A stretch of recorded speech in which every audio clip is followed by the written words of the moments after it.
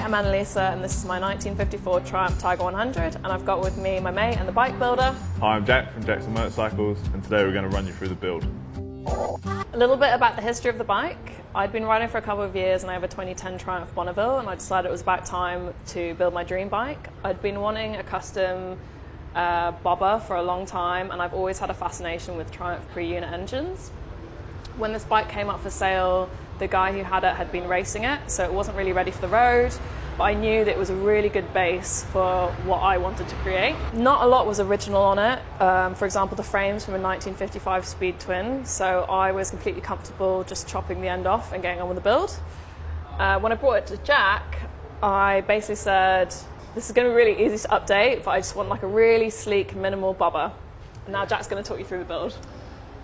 Yeah, so kind of the first thing that I was told, apart from her buying the bike, was she just wanted a basic bobber, wanted it black, wanted some kind of flake in the paint, and for it to be roadworthy to ride around London.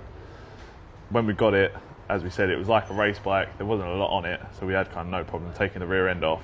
We knew we wanted a hardtail, and we knew we wanted modern electrics, so that's how it all started.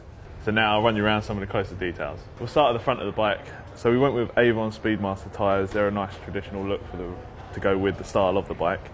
It has a Marzocchi front end, which came with twin drum brakes and the wheel that is on the bike now. Moving up, this is the regulator rectifier, as we had the whole bike converted to 12 volt due to the new electrics. The headlight is a modern unit, just a lot brighter than what was on there, and it goes quite well with the LED Shinyo indicators.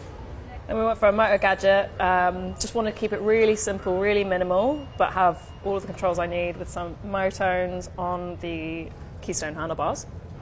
Yeah, the switches are wired up to an M relay, which basically controls all the indicators. It goes well with the gauge because it just gives the information that we actually need. It's a pretty basic engine, so we didn't have to make it too complicated.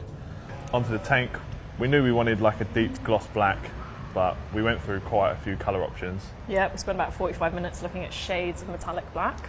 Yeah, we wanted a small amount of flake, just enough so it really pops when it's in the light, but otherwise the whole bike has been made to be pretty dark. Come down to the engine, it is an original T100 engine, 500cc, but there was quite a lot of work we had to do to make it more reliable. So the gearbox was taken apart, rebuilt, the clutch was rebuilt, and the primary chain was replaced. The carb's been set up. The exhaust originally had some small mufflers on it, although we took them off, and it's not too loud and it gives a nice note to the whole bike. The oil can is actually an old fire extinguisher. We put it in the lathe, bored it out, and then it holds the oil for the engine, and then it's actually split in half and welded inside. So it has the battery, the ignition switch, the main beam headlight, and the button for the motor gadget gauge on the other side, although it still looks like one piece and keeps everything tidy under the frame. Yeah, and I think that's quite a nice detail, is that it's an old fire extinguisher. Yeah, we wanted it to be nice and open and give a clean look when you look from the side angle. Again with the Shinyo LED indicators. Motone seat, yep. With a custom... The fabric on it, we wanted it to match the Biltwell grips, so we went with this diamond pattern. The hardtail on the back was made for the bike, which we actually had to pick up on the back of my gull wing and run it back to the shop. It's welded to the original front end of the frame. After we removed the swing arm, we actually cut the swing arm mount off as well.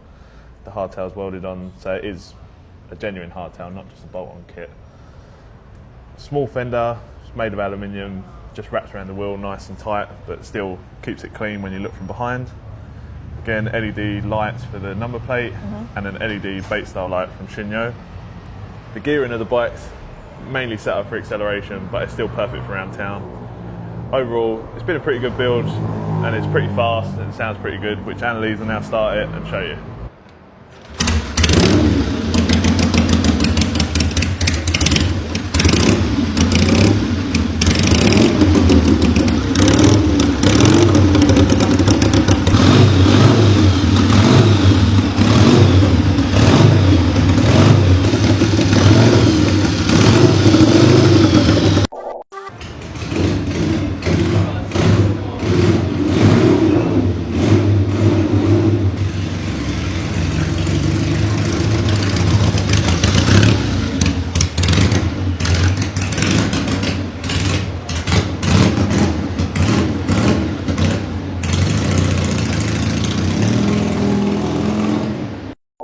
Hope you like the bike. Don't forget to like and subscribe to the channel and turn on notifications so you know when the next Bike Shed video goes live.